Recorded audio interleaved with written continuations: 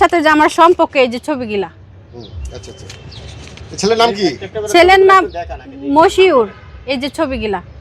এটা কি আপনাকে কিস করতেছে এমন সময় ছবি উঠেছে? জি জি জি। আচ্ছা আচ্ছা, মশিউর ছেলের নাম। তো আপনার সাথে যখন শারীরিক সম্পর্ক করেছে তখন কি ভিডিও আছে কিনা? জি, ভিডিও আছে। এগুলো তো আর দেখানো সম্ভব না, ওটা আমি এখন দেখাবো না, কিন্তু প্রমাণ কার্যক্রমে আমি দেখাবো। এখন দেখাবো ছোট না। কিছু দেখান, আমি যেগুলো দেখাচ্ছি। দেখে আমরা বুঝতে পারি যে আপনার সাথে সে শারীরিক সম্পর্ক করেছে বা মেলামেশা করেছে।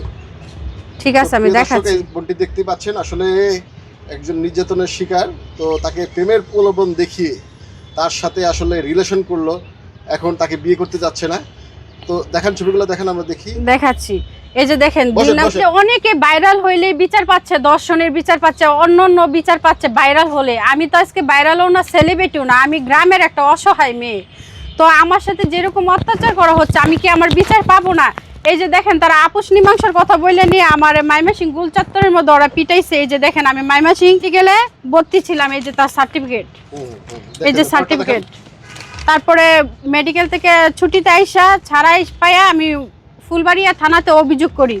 অভিযোগটা নিছে আয়ু, কিন্তু অভিযোগের কোনো সুষ্ঠু তদন্ত তারা করে নাই, বরং তারা আমার হুমকি দিতেছে। আচ্ছা আচ্ছা আচ্ছা।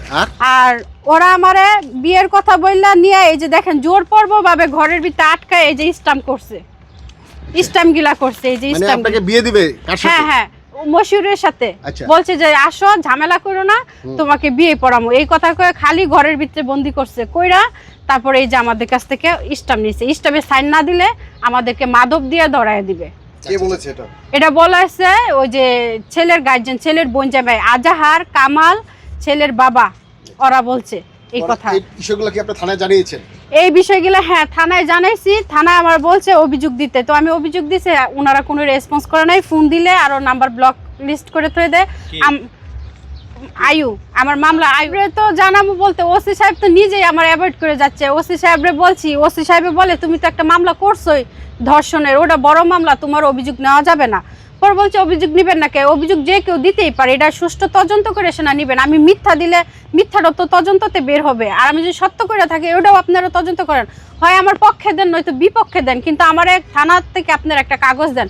পরে ওসি বলে যে না, আপনার কি জানি বলে যে আপনার অভিযোগ নেওয়া হবে না। পরে বলছে আপনি যদি আমার অভিযোগ না নেন তাহলে আমি এসপি অফিসে কমপ্লেন করতে বাধ্য হব। তারপরে ওসি বলতেছে হ্যাঁ এসপি অফিসে কমপ্লেন করেন, কোনো আপত্তি নেই। ওসির এই কথার রেকর্ডিং আছে আমার কাছে, এই কথা আর রেকর্ডিং আছে। নাম্বারে হুমকি দিছে আজাহার, তারপরে হয়েছে যে কামাল, তারপর ওর বাবা আর ওর মা। এই যে রেকর্ডিং দিয়ে আমি শোনাচ্ছি আপনাদেরকে।